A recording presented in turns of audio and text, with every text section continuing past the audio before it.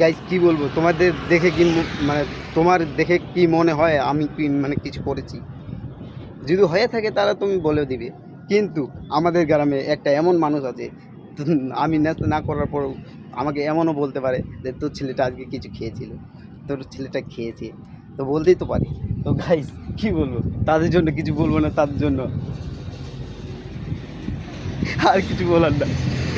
তো গাইস আমাকে মানে হ্যাঁ নেশা করেছি, কিন্তু অত করিনি যে আমার ভবিষ্যৎটা চলে যাবে। আমি ভেবে ভেবে চিন্তেই নেশাটা করছি।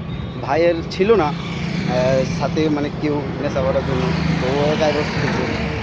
আমি তোমাদেরকে এসব কেন বলছি, বলেই লাভ কি? তোমরা কি বুঝবে? বুঝবে না, তাহলে তোমরা শালা গজব।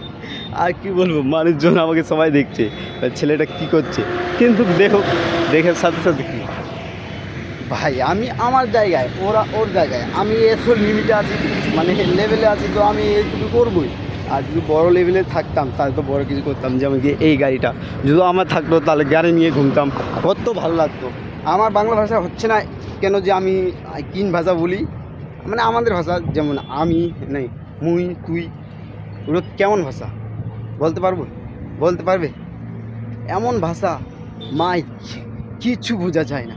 আমি বাংলা কথা বলার চেষ্টা করছি, কিন্তু আমার মা বাবা কেন বলছি তোমাদেরকে, তোমরা তো বুঝবেই না, তোমরা তো আর কিছু বলবো না, ঠিকই আছে, হ্যাঁ তোমারটাই ঠিক নাকি? আর তাহলে কি বলবো, তোমরা যদি, আমি যদি ভালো হতে চাই, তোমরা যদি খারাপ হতে, আমাকে খারাপ করতে চাও, তাহলে তো আমি কি বলবো, তোমরাই ঠিক। আহা, আমার ভাষাটা কেমন লাগছে এবার তোমরা সেটা কথা বলো। যেমন আমি এই এই কথাটার মধ্যে অনেক কিছু, অনেকবার আমি আমার ভাষাটা দিয়েছি, ভালো লাগছে না? তো ঠিক আছে, তো তব তক के लिए जय हिंद जय भारत, वंदे मातरम।